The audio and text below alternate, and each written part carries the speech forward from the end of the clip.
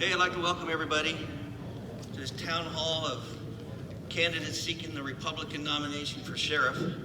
There is no Democrat running, so you may be looking at the next sheriff in this election. Thanks for wearing the mask. We did have another COVID positive in the county today. We have asked the candidates not to. We put them 6 feet apart, but we want to be able to hear them and we want to be able to understand them. I got with me Allison Blake, Director of the Abilene Area Chamber of Commerce. I got Kathy Hageman, a reporter. Oh, I forgot to introduce myself. I'm Tim Horan. I'm with the Abilene Reflector Chronicle. We're also going to put this on a YouTube page. We got Kim McGuire over here doing that. We had over 74 questions from the public. Yeah, we're not going to get to them all. A lot of them were repeats, you know. A lot of you are asking some of the same thing. We're going to start this with a coin toss. Oh, they're going to get about a minute to speak, but then we're going to have we'll let them have a rebuttal. We'll see how this goes. This isn't structured to the limit. We're not going to cut them off in a minute. Due to a coin toss, Jerry Davis, who is the former investigator and captain, is going first, and tell us why you're running. Okay, my name is Jerry Davis, and I'll hold it away, see if that helps. I'm running for sheriff because I started my career in 1989 with the sheriff's office. Actually, I started before that when I was a reserve deputy. Since 1989, I worked through the ranks from drug enforcement to patrol up to criminal investigations. I worked in criminal investigations up until the time I left employment on April 7th of this year. The reason I want to run for sheriff is because the sheriff's department is more than just a job to me. It has been my life for the past 30 plus years. I love the sheriff's office. I love serving the citizens of Dickinson County. I wasn't ready to stop that service. That service was stopped for me. I'm ready to get back to work. I've seen the sheriff's office more or less crumble down around me over the last several years with internal investigations, criminal investigations involving actual law enforcement officers at the agency, and it broke my heart. I'm ready to get back to work for the citizens of Dickinson County and start focusing on that. I know that of the two on this stage, I'm the one who truly wants to be sheriff based on Sheriff Hoffman's previous statements, and he's made them constantly. He's got 2 years more service before he can retire, and he's made that perfectly clear to everybody at the sheriff's office. He's told us that he wants to run one more time, win election, serve 2 years, and then retire and hand the reins off to his undersheriff, James Swisher. I'm not in this for retirement. If it was about retirement for me, I could have retired last August. I'm in this because I want to continue to serve the citizens of Dickinson County. Thank you. Sheriff Gareth Hoffman, why are you seeking re-election? Well, number one, people asked, they had a group of people come forward and say, stick around, don't go. We want to work for you. We want you to stay on board, help see this through. I love this community. I love working in this community. I've been very fortunate and blessed to be able to serve in this capacity in the community which I was raised and where I live. More importantly, I love the people that I work with. They are the ones that make the department, not me. The department is only as good as the people in which we employ. I believe that there's unfinished business, some projects that we have started that have not come full circle yet. I want to be present for those. Drug court, community policing, addressing training needs for physical and emotional well-being of law enforcement. You'll probably hear that from me repeatedly tonight. More importantly, I want to stick around. I want to share my story. I have a story, and I think that story will serve well to new young officers that we currently have on staff. It's a matter of getting everyone on the same sheet of music, getting them to open up and feel comfortable so that we can have conversations, not always as boss to employee, but as person to person, that's when the real stuff comes out. It's exciting to me to know that they know when I'm going to retire. I didn't know that. I've made hundreds of statements about when I can retire. I've made hundreds of statements about what I'd do if I win the lottery tonight, too. I could retire now. I could retire in 2 years. I could retire in 4 years. I could retire in 8 years. I do not know when I'm going to retire. I will retire when it feels right for me, my family, and God. Thank you. Jerry Davis, you have published several concerns, and you've already issued it tonight. You have some concerns about the sheriff's office, and we're going to go over a few of those. One of those allegations is the lack of cooperation with the KBI investigation in which money was missing from the evidence room. I would point out that there was a conviction here. The money was paid back, and it went through the courts. Would you like to respond to that? Sure. That case happened, I believe, in 2017. It involved a detective that worked in the drug enforcement unit. There was approximately $25,000 that came up missing from the drug enforcement unit.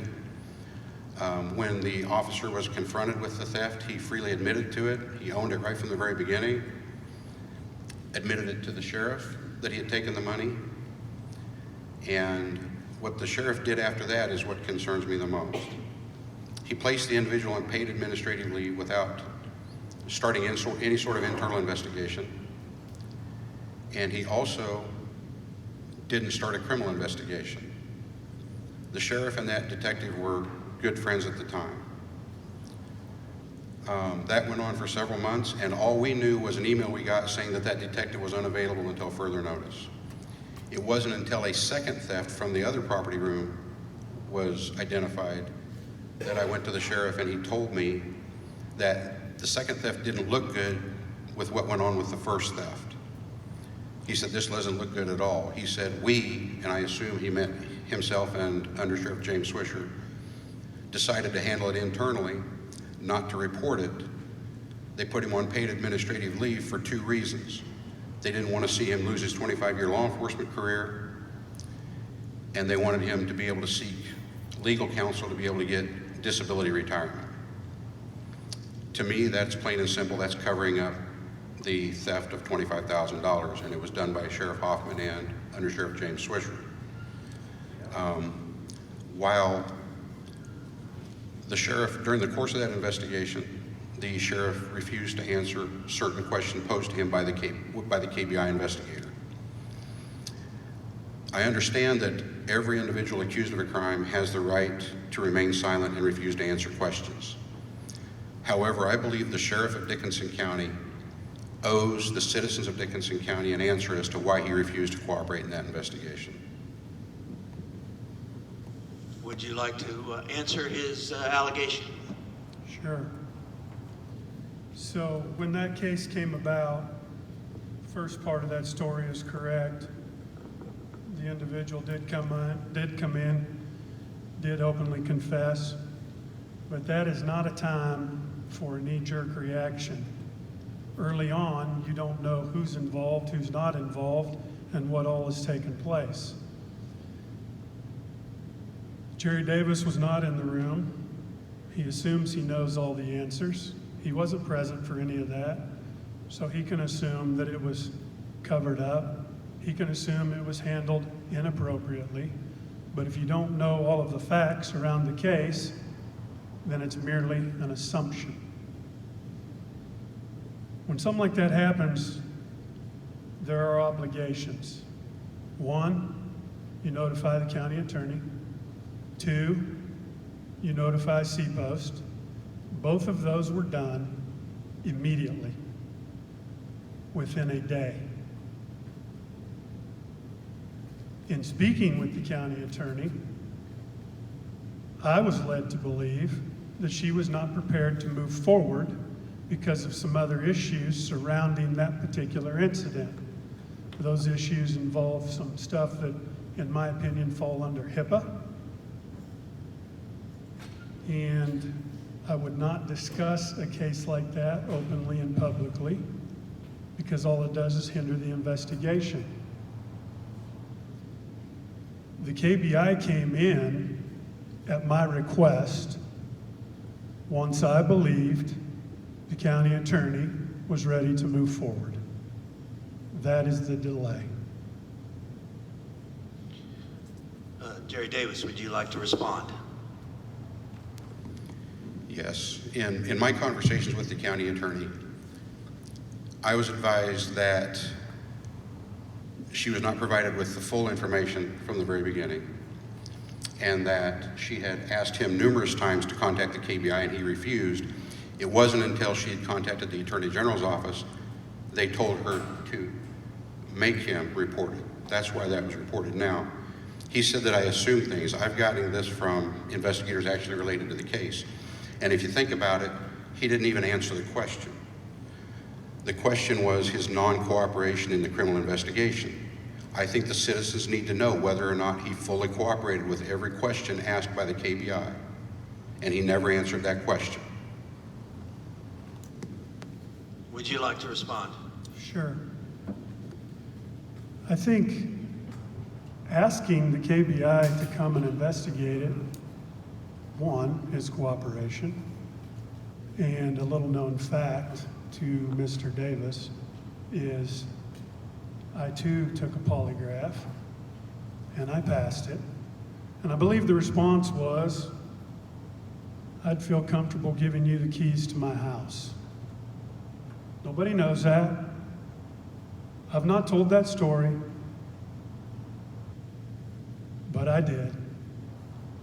It's been done.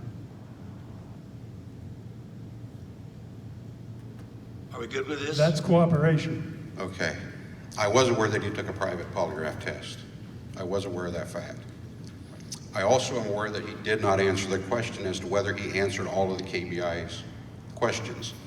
He also didn't answer the question as to whether or not he submitted to a KBI-administered polygraph examination.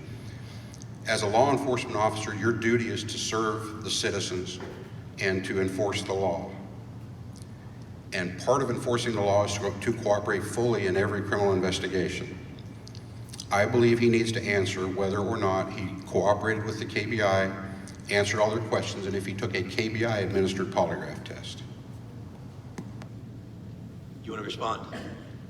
We're playing tag at this point. I've answered it. All right, let's move on. Another allegation is that an officer was watching inappropriate material while he was on duty, but was not disciplined. I'll let Jerry Davis respond. There were actually two separate officers that were caught surfing pornography while on duty getting paid by the taxpayers at the sheriff's office on county computer systems. One of them was in late 2018. I learned that that officer was disciplined by, now the two things I know, or that I've been informed, was that he was given 2 weeks off without pay, and his schedule was moved from coming in at 6 in the morning to an hour later to coming in at 7 in the morning.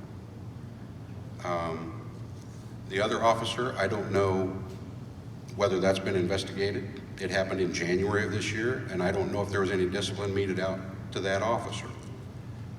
Okay? Sheriff Hoffman. Well, I'm only aware of one. The second one is news to me. And I think the key word is here is he's constantly saying he was informed. That doesn't make it truth that you were informed. In regards to the one I'm aware of that was dealt with, I think people need to understand that disciplinary action that is contained within an employee's personnel file is not open public record. Therefore, I will not discuss exactly what that disciplinary action was. If I were allowed to do that, I would. And I would also explain to you why Mr. Davis was terminated. Unfortunately, I don't have the legal right to do that. I can also tell you that when the decision was made in regards to the disciplinary action taken on that employee, I met with county council, I met with human resources, I met with the county administrator, and that disciplinary action was decided by all of us as a group in a manner that we felt was appropriate should there be any future incidents throughout the entire county that we had drawn the line in the sand in the appropriate place. So that was not made by me in the dark by myself, in my office by myself, hiding out. That was discussed with other professionals, and the decision was made. I would ask all of you, you all work somewhere, have worked somewhere, probably have had errors in judgment, probably have had mistakes, maybe not like this one. And make no mistake, this is not good. It's not appropriate, unacceptable. I think we'd all agree on that. But I would ask you to reflect back. Would you like to work for a business or a boss that went out publicly and lambasted you for the errors you've made while employed? My point is this: even if it was legal for me to discuss it, I wouldn't, because it's not appropriate. That is business. Thank you. Mr. Davis, you want to respond? Sure. That individual involved held a position of rank. I want to know if he still holds that position of rank and if he still has that authority and if he's actually still employed there. As for the allegation that he wasn't aware of the second incident, I was advised by IT of that incident while I was still employed at the sheriff's office. The IT person told me they were not going to report it to the sheriff because they didn't feel he acted appropriately when the first instance was reported. I thought about it overnight. I came back in and I told that IT person that I felt they needed to report it to the sheriff because it was his responsibility to follow up with any investigation. I followed up with that IT person later and was told that he was informed of the second incident as well. Now, he brought up my termination. A lot of people asked me why I was terminated, and there's a lot of rumors going around as to why I was terminated. I've got the letter of termination signed by Under Sheriff James Swisher that was provided to me the day I was terminated in my truck. And I carry it with me constantly because so many people have asked me. I show that letter to anybody that asks me, and I allow them to formulate their own opinion. I was fired, let there be no doubt about this. In February, I decided I wanted to run for sheriff and began getting signatures on a petition. I was fired April 7th of this year because I wanted to run for sheriff. That's why I was terminated. Anybody wants to see those letters, they're available. I don't have an issue with that. There is some litigation, and that's why I'm not posting it on the internet. Okay? I believe the sheriff has a responsibility to be open and honest and investigate all matters. And why the pornography issue is not investigated, I don't have a clue. Sheriff Hoffman? One other thing. He says that people talking out in public is not appropriate. He's got a sergeant working for him now that has told people, I was fired because I broke the law, and that was why I was fired. He's also been telling people that my folks who have been putting up my signs have been taking his signs out of yards and placing our signs in their place, which is absolutely not true. So he's concerned about people talking. I think he needs to start with his own personnel. There was one officer less than a month ago who was telling people, you know, I don't want to say anything, but you know, Jerry likes to go to those wrestling matches and watch all those young boys wrestle, implying that maybe I was a pedophile or to that effect. That hurt deeply. I want to know if he's taking any action against that officer, even if it's just initiating an investigation. Sheriff Hoffman? I think I've answered. Okay, let's move on. So, Mr. Davis, another allegation is that the sheriff tells his deputy to focus on the I-70 corridor looking for drugs and money, and in doing that, he's leaving the rest of the county unprotected. Yes, he does focus a lot of time on interdiction. He has been able to hire additional deputies so that the county is better protected, but it's still not fully protected, I don't believe. I believe that you need to focus on serving the citizens of Dickinson County first, and then going up and basically playing on interstate, because they enjoy doing that, it's fun. When he first decided he wanted to start drug interdiction, there were 3 deputies in the schedule on duty per shift. The instances I refer to occurred on a particular day when all 3 of those deputies were on Interstate 70 throughout the majority of their shift, unless they got a call to leave I-70. While the time they were on interstate, during that time, it was during a day shift, there were 2 residences located south of Solomon that were burglarized while the folks were at work during the day. They had televisions, jewelry, and guns stolen. That was brought to his attention. Those deputies went on days off after that day, and when they returned back to work, he did not have them patrolling the road south of Solomon to try to locate the burglars. They were again back up on Interstate 70. There's another instance where an individual reported his church was burglarized out in the county. He came into the office to speak with the sheriff and the undersheriff to file a complaint. The sheriff and undersheriff were not at work that day. They weren't in the office that day. So he spoke with me, and he said, I have a real problem when our church is vandalized out in the county, and I get on Interstate 70 on Saturday to go to Salina, and all 3 of the sheriff's department vehicles are in the median. I think he needs to focus on the issues we have locally with local drug dealers. While there is a time for interdiction, there's also a time to protect your own. Thank you. Thank you. Sheriff Hoffman? Well, yeah, obviously I feel a little bit differently. I think drug interdiction, it kind of gives the impression that drug interdiction is not really serving Dickinson County. I would beg to differ. The majority of crime is a spinoff of drug abuse or drug addiction or whatever you want to say. Many of the crimes committed, burglaries, thefts, are secondary crimes to what is actually a drug issue.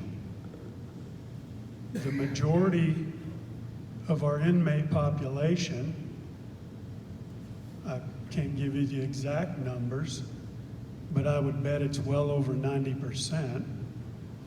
And I'll probably be called a liar for that later, which is okay, are in there on drug crimes. It is a problem. The drugs going up and down that interstate are coming here. It's not being made here. The days of manufacturing here are all but gone. It's getting here somehow. It's getting transported in. I think that is serving Dickinson County. I have never told my deputies to go spend more time on the interstate, ever. As a matter of fact, catch my deputies somewhere, if you know one of them, and ask them. What they've been told is, if you want to really excite me, if you really want a big pat on the back, go solve a burglary. But if you want to expand your knowledge, broaden your horizons, and you have your other responsibilities covered, and you want to go dabble in that arena, you are free to do so. It is part of the business. you like to respond? Sure. I know he says that he tells his deputies that they shouldn't be on interstate. However, there was one occasion when he was meeting with the interdiction officers back in the deputy's office. He didn't know I was walking to the copy machine. And they were talking about that rule, how I'm not happy with them spending time on interstate. And I heard Sheriff Hoffman tell them I-70 is part of Dickinson County too. So he's telling one story and then back to another story. Now, he says that the drugs that go through here end up on the streets here. I don't see if a shipment of drugs is coming through here to go to Chicago or Kansas City. It doesn't seem like you're a very good businessman if you just don't drop the product off as you go through. I fail to see how drugs that are delivered to the East Coast are winding up back here in Dickinson County. That's beyond me. Sheriff Hoffman. Well, number one of the primary routes is Colorado to Kansas City. I don't know that that's considered the East Coast, but I think we're getting back into the tag game. I think the other thing to remember is when those positions were created, they want to give the appearance that this interdiction thing took away from the county, from the local people on some level. It bolstered that. If it were not for interdiction, we would not have those two spots. So if they spend even 1 hour in the county helping somebody, that's 1 hour we wouldn't have had if they wouldn't have been employed through interdiction. They show up at Rex. They solved the burglary last week. So that didn't occur on interstate. Spent the entire weekend on their own in Pott County and Riley County, recovered some stolen property, returned it to the rightful owners in Solomon. They are doing other things. And I would also add that they work very closely with our local drug enforcement unit, which is basically a two-man unit, prior to getting interdiction in place. They are constantly assisting them with surveillance, with search warrants. By making that move, we essentially doubled our local drug team. So I'm confused by that theory, but that's okay. Do you want to respond, or are we good? One more time. I would like to have Sheriff Hoffman explain to those people who had their residences burglarized while they were at work, while the officers were on interstate, how them being on interstate bolstered their security and their safety. He just needs to explain that. I don't understand that. Well, I'm not psychic, I'm not Kreskin. I'm not sure how anyone would ever expect me to explain how any residents got burglarized. If I could do that, there would be no crime in Dickinson County, right? I mean, I would like to think I'm okay at what I do, but I'm not good enough to predict that. I'm not good enough to predict when somebody's going to burglarize something. I think that's wishful thinking. Okay, this is the last allegation of Jerry Davis, and it's been published that a large quantity of marijuana was confiscated on I-70, but the suspects were not arrested. They confiscated the marijuana. It was marijuana, wasn't meth, but then released the alleged suspects. Okay, that particular traffic stop happened in February of 2019. A vehicle traveling through on interstate was stopped by interdiction officers. 3 people in the vehicle. They had 80 pounds of marijuana. One of the officers had contact with Sheriff Hoffman It was discussed over the phone, and the decision was made to take the marijuana for disposal and to release them without charges. My biggest concern about that is we're letting people who have 80 pounds of marijuana traveling through here go without charges. But our deputies stop somebody who have a marijuana pipe with residue in it. They will take them into custody for possession of drug paraphernalia for the pipe and possession of marijuana for the trace amount of marijuana in the pipe. He and I had a discussion about this, and it got fairly heated because I actually had to close the door to his office so the girls out front weren't bothered. I told him I felt he was discriminating against the locals by charging them with a misdemeanor crime while he was allowing a felony crime to go. His rationale to me was, well, had we arrested them and brought them to jail, they probably wouldn't have been able to afford bond. They couldn't afford to get their car out of impound if they were able to bond out of jail, and they would become lifelong residents of Abilene. Thus, they would be criminals on the streets of Abilene. I disagree. If they had the means to purchase 80 pounds of marijuana, they had the means to bond out of jail and get their car out of impound.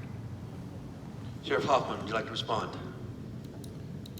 We're just going to agree to disagree. Okay, let's move on. We're done with those things, and we're going to ask some questions. This one's for the sheriff. And what is your current strategy for providing law enforcement throughout the county? You discussed what you tell your deputies. Tell us a little bit more about how you patrol. You're talking about current strategy to provide law enforcement? Is that the question? Yes, I'm sorry, did I?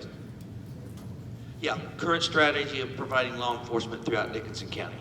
Okay, well, obviously, and I hit on this a little bit prior, but it goes back to people, and you first and foremost have to find good people. And by that I mean not necessarily good cops, but good people. Because you have to be a good person before you can be a good cop. I mean, one doesn't come without the other.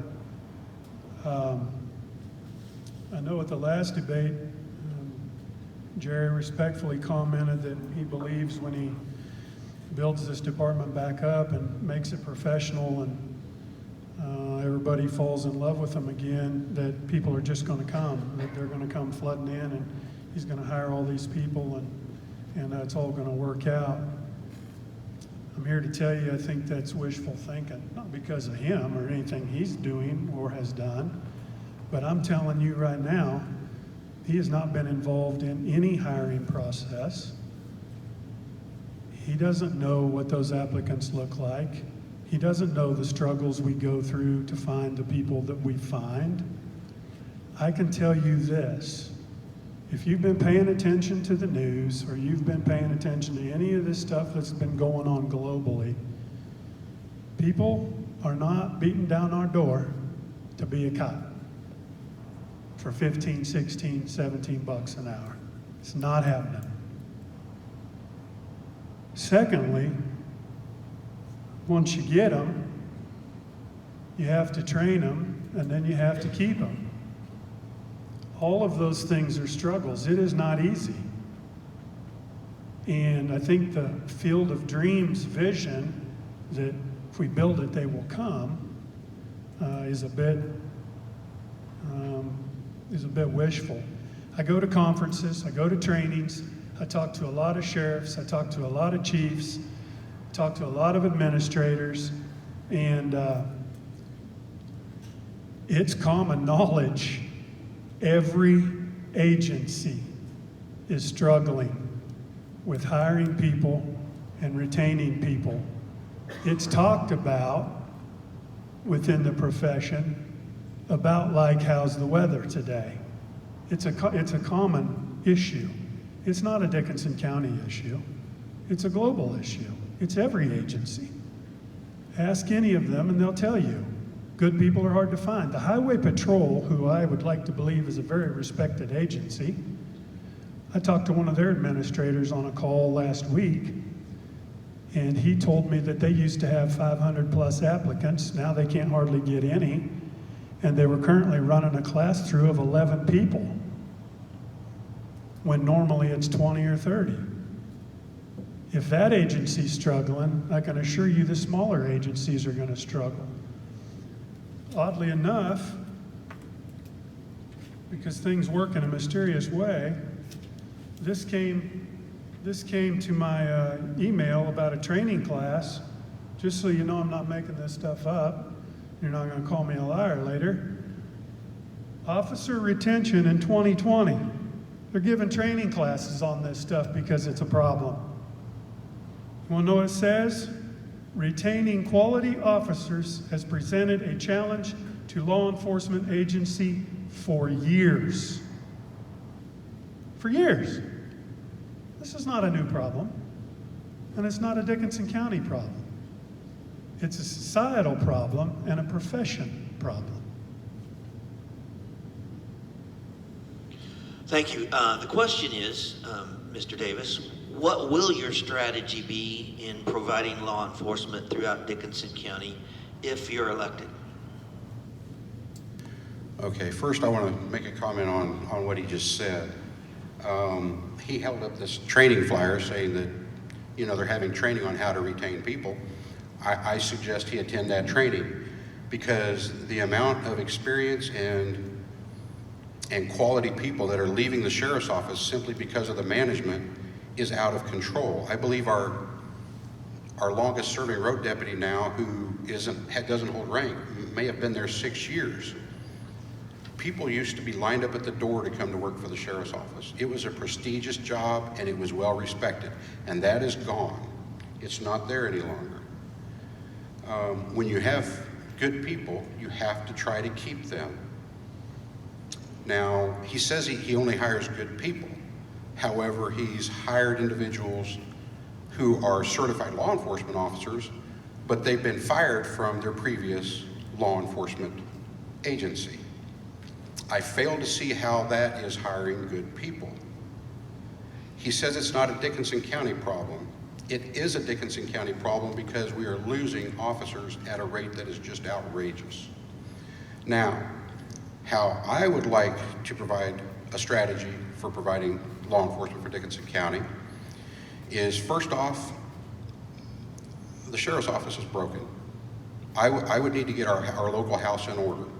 And I'm not telling you that I want a clean house. That's not what I'm saying. I'm saying that those people with ethical issues will not be welcomed into my administration as they are now.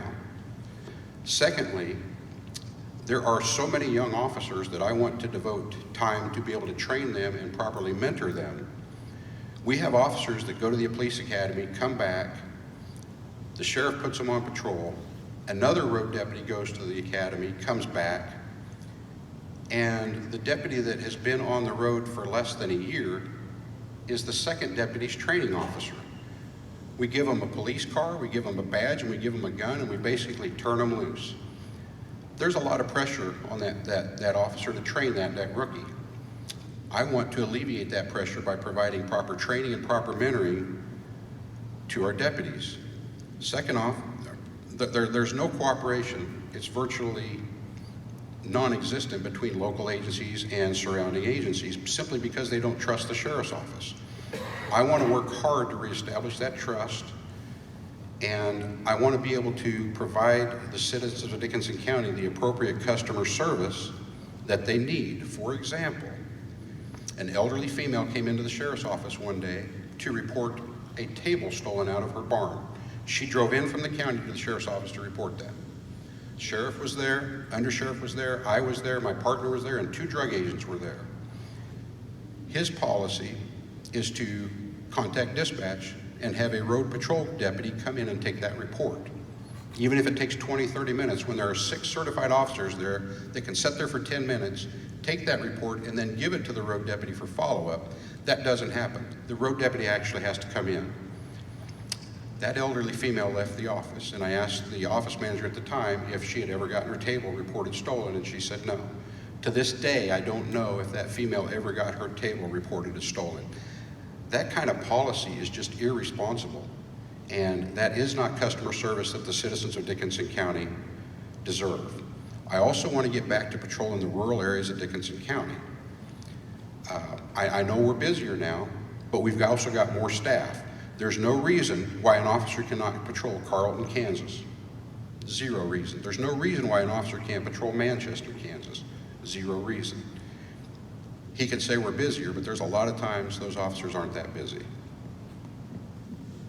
Would you like to respond, Sheriff? Sure. It's interesting that now, with all due respect, that Jerry wants to provide great training. As a captain with the department, I don't recall him coming to me at any point and offering training other than computer training, how to mark a box the appropriate way on a particular software or a new program. Jerry was busy. I'm not saying that. Jerry was very busy. But I find it a little bit troubling that as the captain of the department, he's excited about training now when he offered none, when he certainly could have done so had he chosen to be involved. Secondly, the local agency cooperation thing baffles me a little bit. Are there problems? Sure. We have dust-ups. We get sideways occasionally. You have a bunch of type A personality law enforcement guys kind of trying to do the same thing. That's going to happen. But to say we're not trusted by them, I find peculiar because they call us quite frequently to assist on different cases and different events, and we go and we help them every chance we get. So I'm not sure about that. Also, he comments that we're busy, but we're not that busy. He hasn't worked the street much longer than it's been since I've worked the street. So I'm not sure that's an actual assessment, but what troubles me even more is he commented that we have more staff now than we had before, so we shouldn't be that busy. So is it a turnover issue, or is it more staff now? You can't have it both ways. You got to pick a battle here. Jerry Davis, you want to respond? Well, the sheriff's department is just not fully staffed.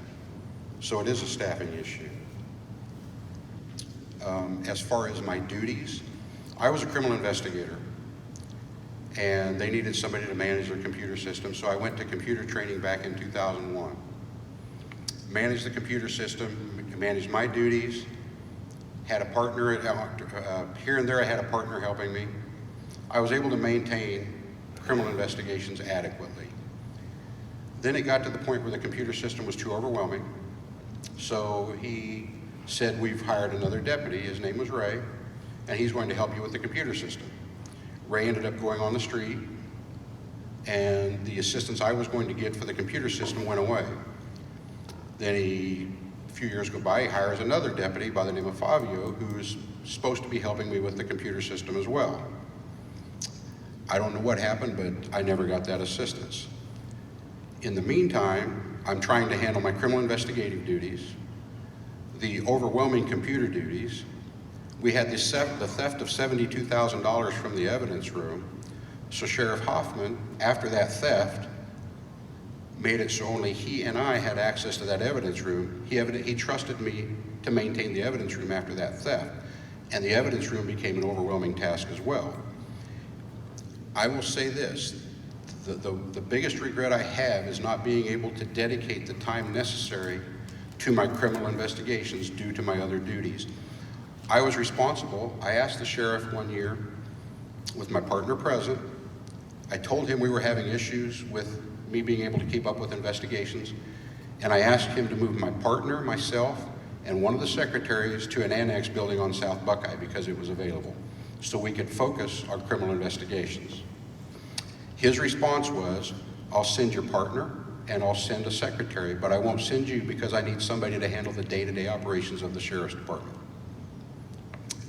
That baffled me because I thought that was the sheriff's job and I thought that was the undersheriff's job. It got to the point where they were not at work enough that they had to actually put me on a signature card at the bank to sign checks because neither the sheriff nor the undersheriff was available to sign checks, and that's a pretty simple task. I think you can respond to that if you want to. Well, what I want to respond to is the turnover issue. I'm still there on some level. He makes the comment that, you know, good people are leaving and we have no idea why, and essentially not paying attention. Let me tell you how this works.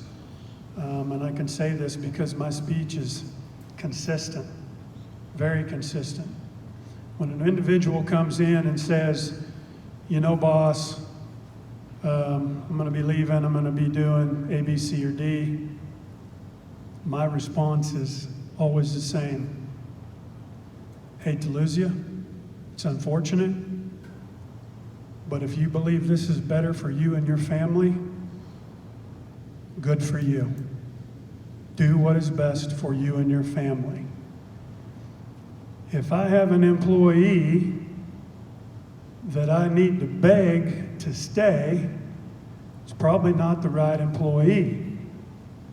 And I know that a particular employee, who I would never mention, even went back to some of his partners after he gave me his notice, and I gave him my response. If you feel that's what's best for you and your family, I wish you well. That's what's most important. I wish you well. He went back to his partners and said, man, I kind of wanted to stay, but he didn't ask me to stay. I kind of thought he'd ask me to stay. My question is this, not as a boss, but as a human being. Why would I do that? Why would I try and talk somebody out of something that they believe is best for them and their family? I mean, that's ridiculous. Point being this, if they're leaving for other reasons, but those are the only reasons they give me, that's all I got to go on.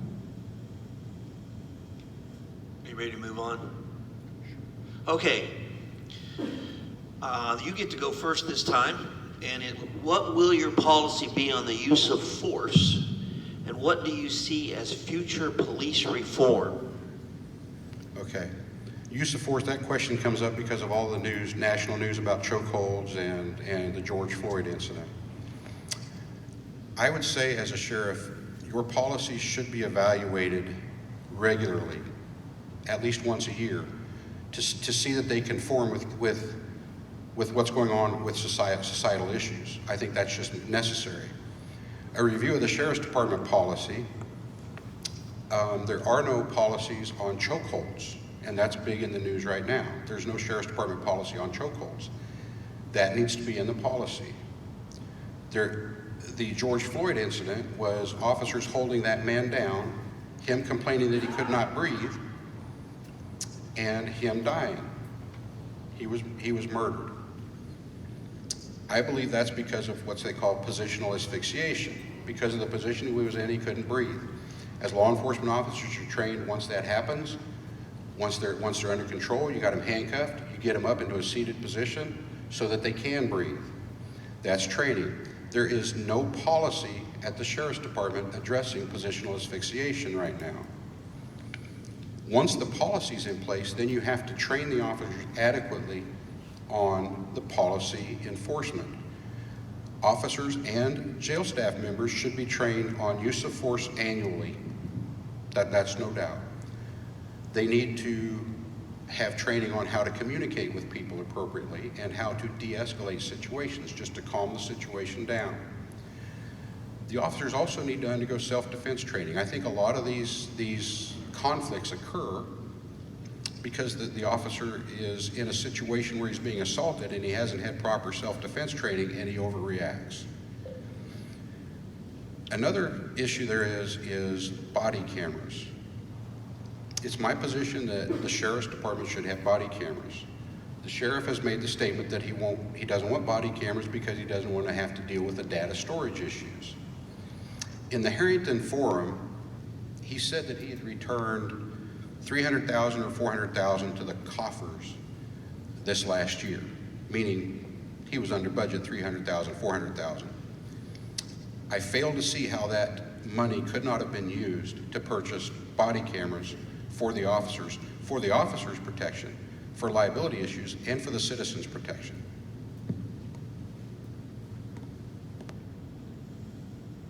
Sheriff Hoffman. But the question is what is the current policy of use of force, and what do you see as a future police reform? Keep in mind that use of force policies are fairly straight across the board. I mean, you can make tweaks to them, yes, per agency, but the training starts at the academy, it comes out of the academy, and the use of force policies, for the most part, are pretty straight across the board. And not to get clear into the weeds on it, because we could go on for hours, but essentially it boils down to the least amount of force necessary to effectively initiate, the police action that you're trying to do. I don't think now is the perfect time to go blasting through our policy when I suspect that there are going to be changes come down and much deeper discussions on what is going to be mandated at the state level or by law. I don't think this is the time for a knee-jerk reaction to go changing a bunch of stuff, only to find out that the next legislative session it gets changed again. I think we need to kind of let this play out a little bit and see what the decision makers decide to do, and then we go back through that and make the necessary modifications based on their rulings.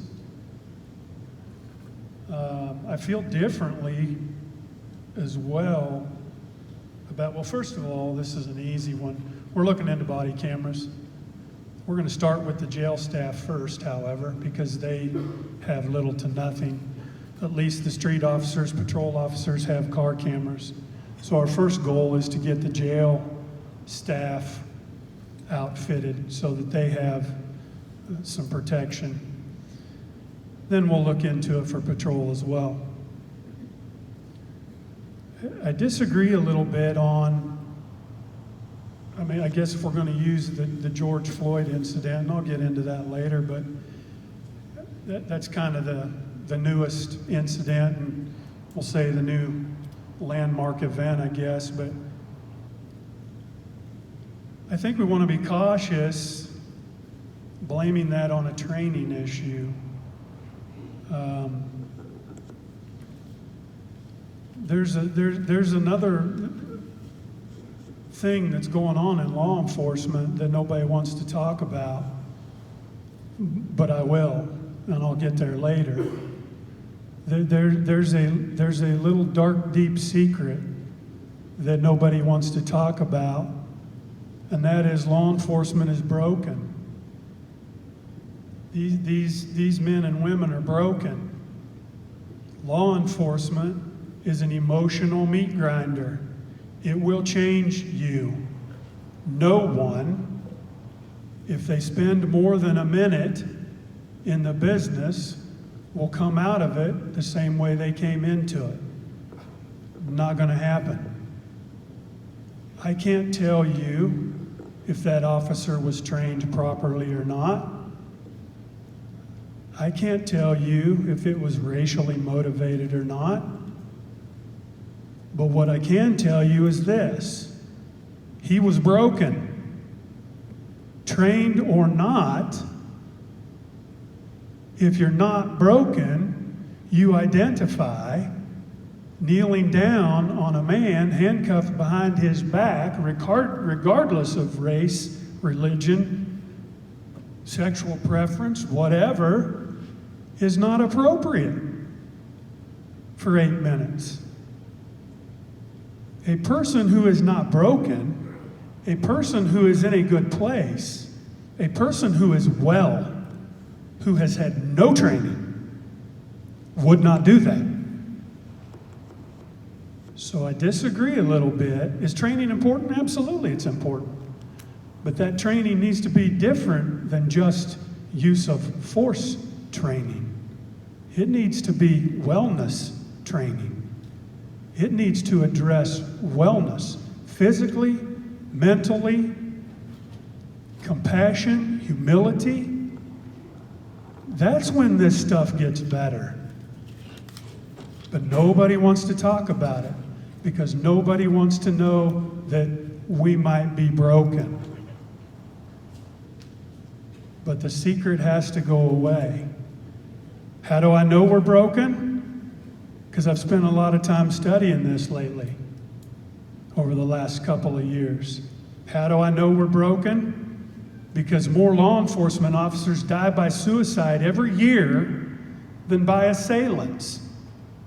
Think we got a problem? I'd say we do.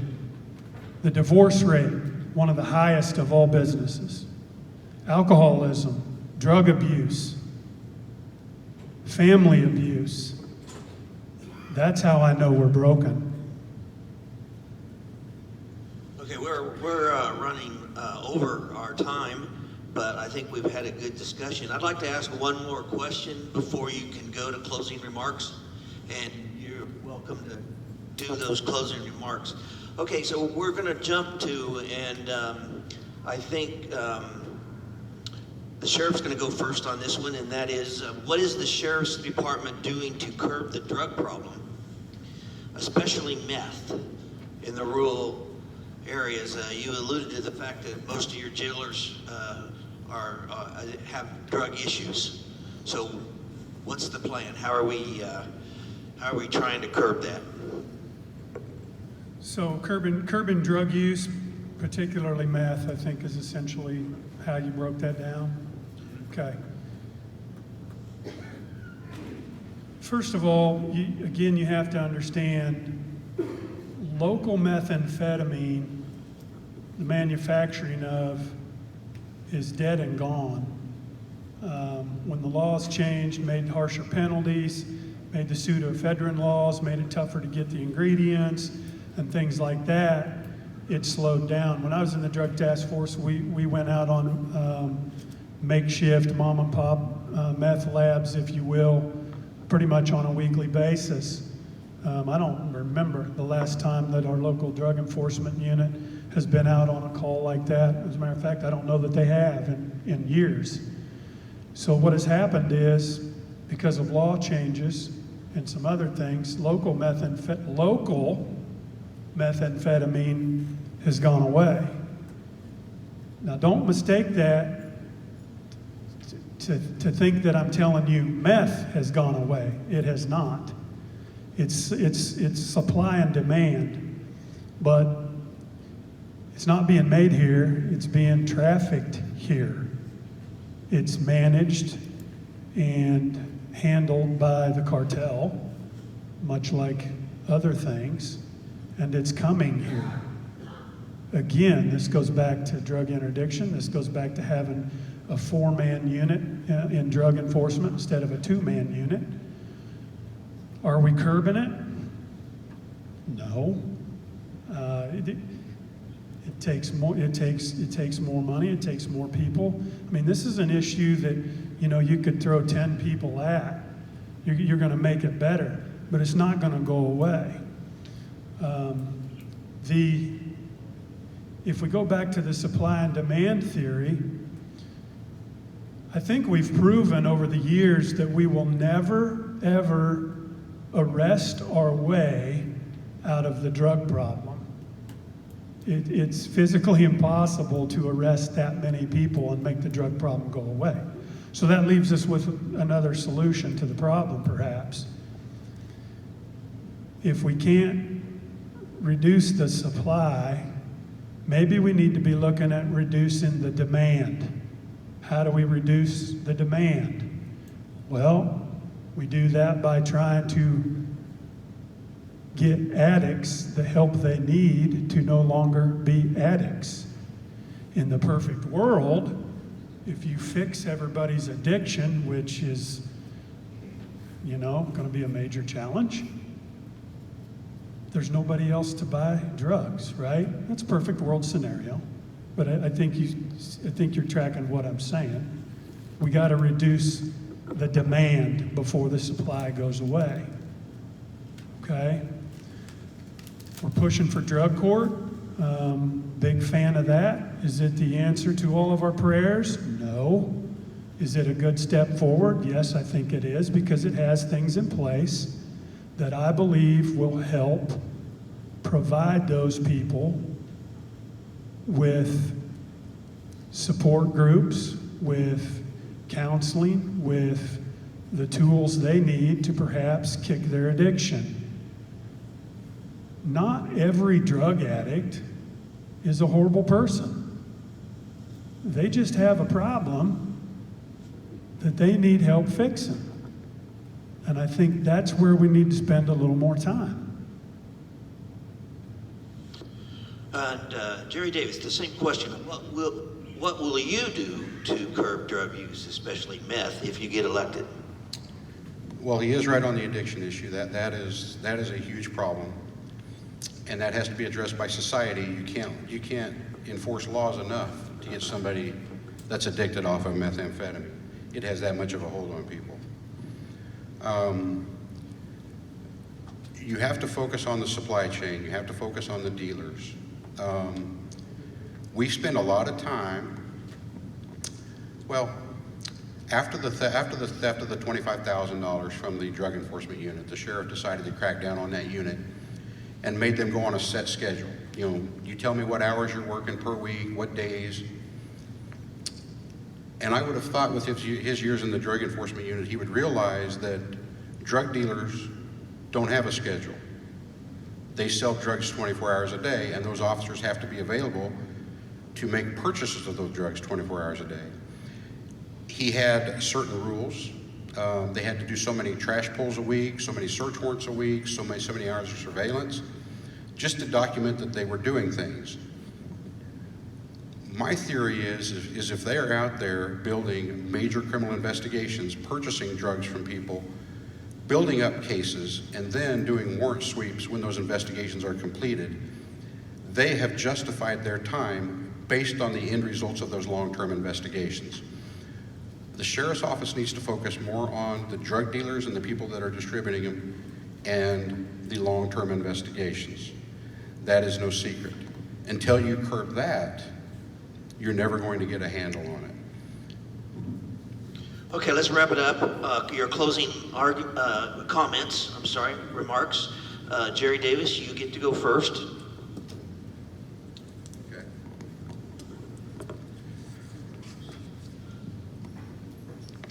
There's no doubt in my mind that I am the right man to lead the Sheriff's Department from this point forward.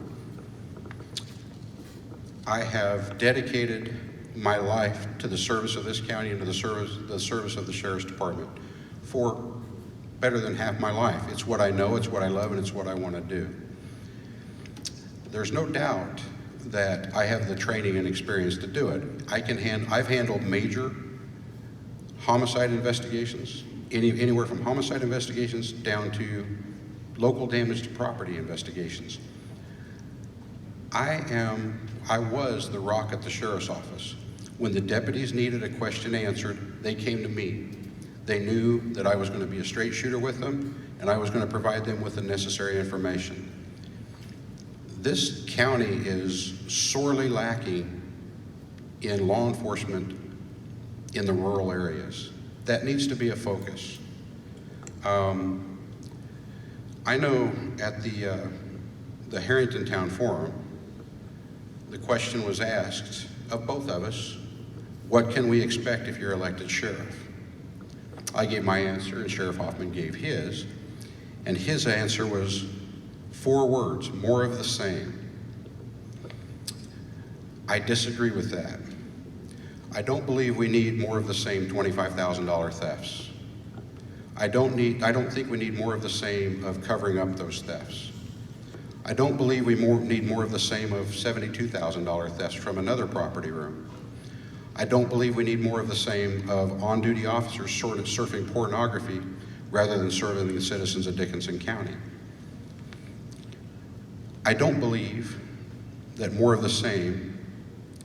I don't believe we need officers who are going to let 80 pounds felony charges of marijuana go down the highway without taking any action. I believe Dickinson County deserves better than more of the same, and I know that I can stop the madness and get that done. I am extremely hardworking. I'm often the first person there in the morning, and oftentimes the last person there at night. I'm available 24/7. I managed Crime Stoppers 24/7. I received those tips in the middle of the night, and I was the one responding to the tips. There's a school tip program that I manage those tips 24 hours a day. I was awakened so many times during the night that my body was trained, that once I hit the pillow, no matter what time it was, I'm asleep in 2 minutes because I'm disturbed that many times during the night. I know that I am the man who can lead the Sheriff's Department from this point forward. And I know that in Garrett's heart, he knows that too. As I said before, he doesn't want to be sheriff, and he hasn't for several years. At the town hall debate down in Harrington, he was asked why he was the best candidate, and his response, and I want to read this: "I can't tell you that I am. I can only tell you what I've done." We spent much of the evening tonight telling you what he's done, and if he's your candidate, then more power to you. All I'm saying is I want to make the changes. He also said that it was unfair of me to say Jerry can't do it, referring to me being sheriff. That's not for me to judge. Those are the sheriff's words. So even he believes I'm qualified to be sheriff. I want to get back to serving the citizens of Dickinson County. It's my passion, more than anything in the world, and I'm asking you to support me on August 4th. Thank you. Thank you. Sheriff Hoffman, your closing remarks. Yeah. I think you'll see here where we differ a little bit. I won't tell you which way's right. I won't tell you which way's wrong. That'll be your decision to make. But I think the common theme, well, number one, the common theme through these last 2 debates from Jerry has been thefts and KBI investigations and on and on and on and on and on. It's not a perfect world. And I think I said that I hired good people. What I said is I tried to hire good people. I believe most of them are good people. Doesn't mean they don't lose their way. Okay? But I think another thing that's been pointed out over and over again by Jerry is the Sheriff's Department is his life. It's all he knows. It's all he's ever done. It's his passion.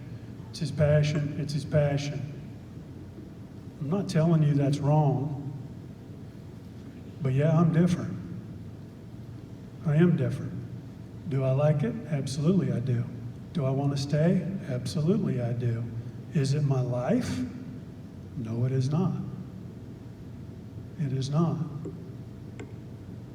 Thank you for your time. Now, I took a speech class once and they told me it's really bad to read from a paper. But if I don't read some of this, it'll get lost in the airspace here in my head. I want you to understand that we all have a story. We write our own book. Each day is a page, essentially. It's the good, the bad, the ugly. We must ask ourselves when making judgment, have we read the other people's book? If we haven't, let's not be so quick to judge. Again, I think that's social media and TV, right? A couple of very short stories. This is why I want to stay. An officer, new officer, whose name I would never release, sent me a text because he had some family coming back from out of state. We had training on the same time. He wanted to know if he could bypass that training to spend time with his family. Myself, one of the sergeants who brought it to me, made it happen. Not a major issue. I've said time and time again, family is important. But the most important thing about it is in that text, he said, God bless you. He said, I'm praying for you. And the part I love the most is he called me Gareth. First time he's ever done that. I like that name. I tell my people that all the time. You can call me by my God-given name. I'm all right with that. I came from a mom and dad, and that's okay. I don't need to be called sheriff. The point of this story is, I think we're getting somewhere. I think some of these young men are starting to loosen up and open up a little bit. The fact that he felt comfortable having that type of a conversation with me, I think is a major improvement. I think it's a good thing. Because until we can open up with one another and discuss those types of things, we will not get well. Second quick story.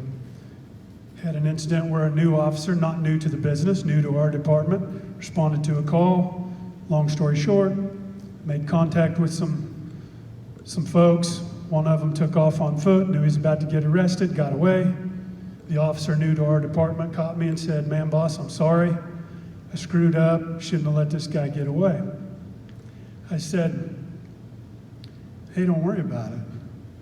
It's a mistake, right? Nobody got sued, nobody got hurt. And guess what? Sooner or later, we'll catch him. We did, later that day. But he said something else. He said, well, sir, I'm not used to that. I'm used to working at places where I would have got my butt chewed and written up. And I said, for making a mistake? I said, we've all done that. That's how we learn. That's what we do. I don't know that that's worthy of a write-up. And he thanked me. I think that's a good thing.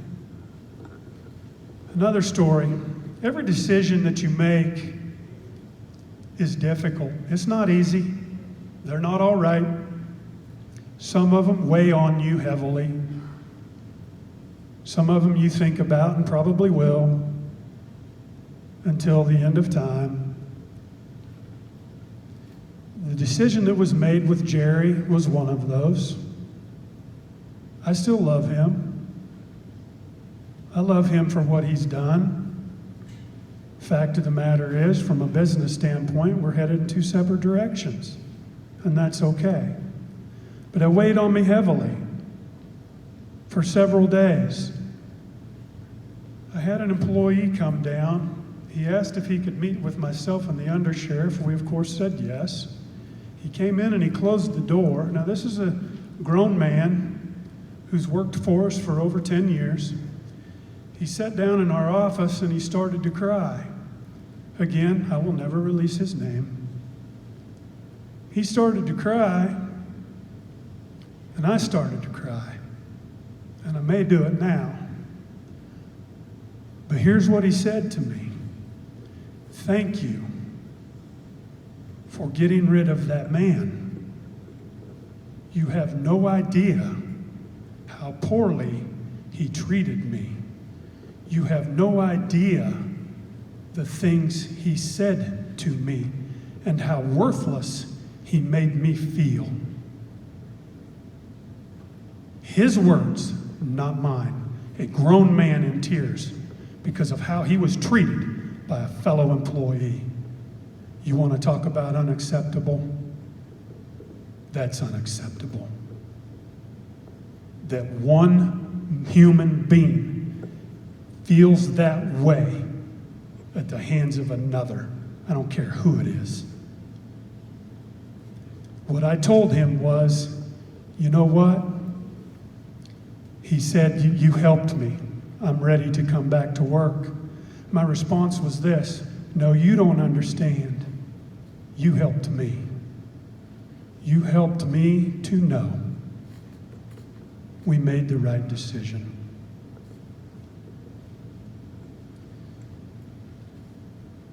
There's a gentleman that trains with us who's given us several classes. He's written a book, talks about courageous police leadership.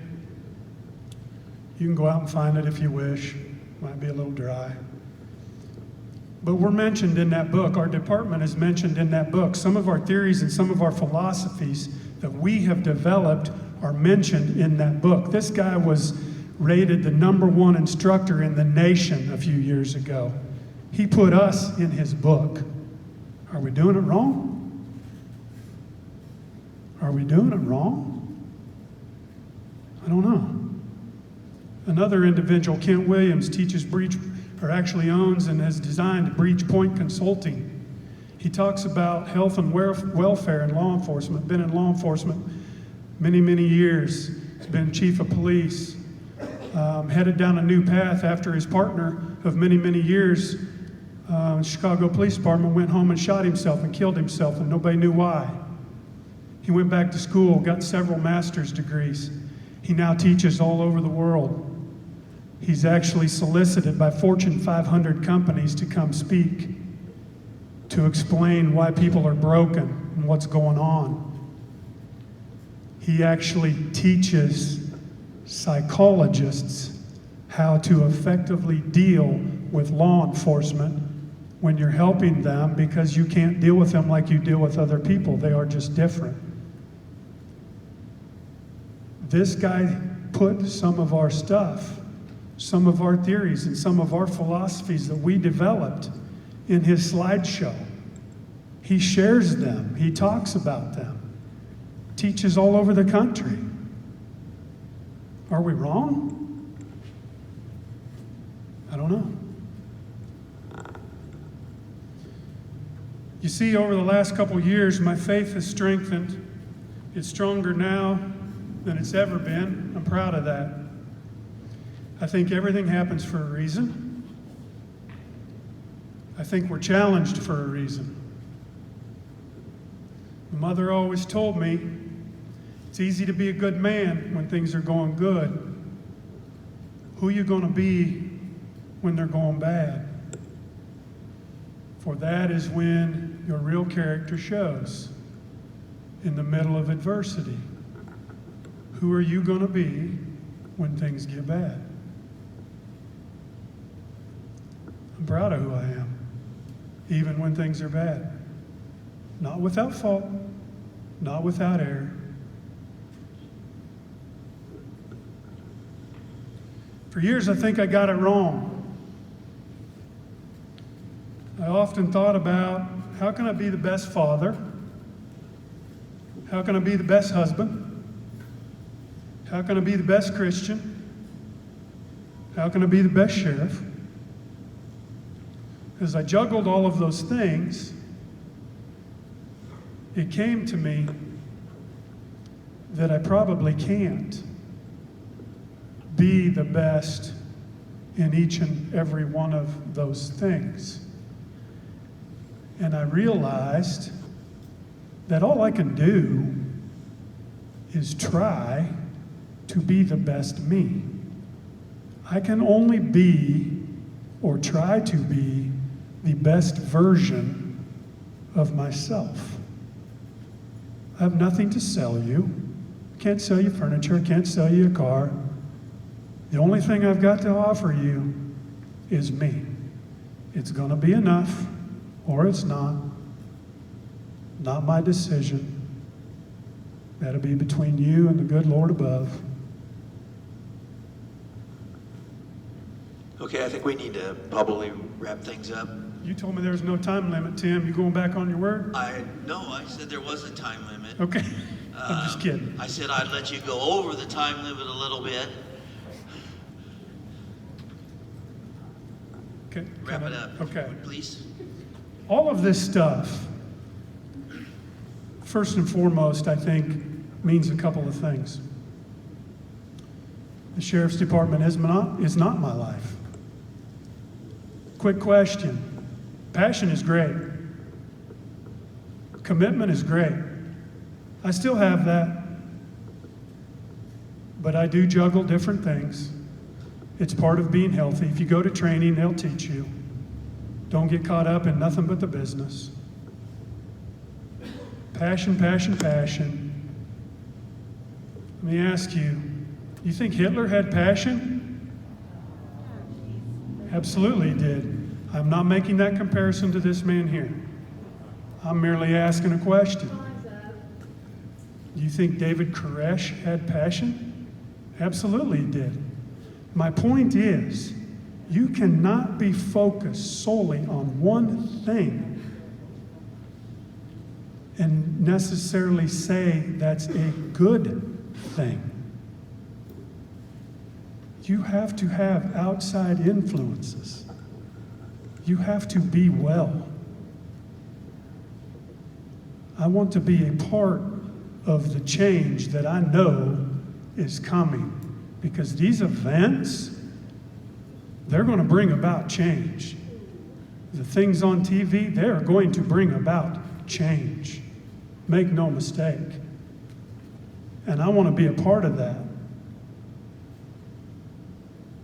because we have to address the issues and wellness and stability in our people so that they can be well for you. Thank you, guys. Appreciate you coming.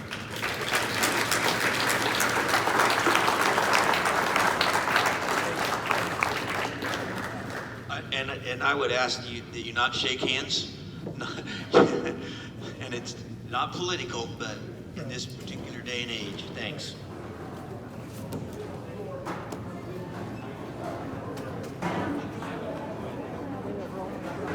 What?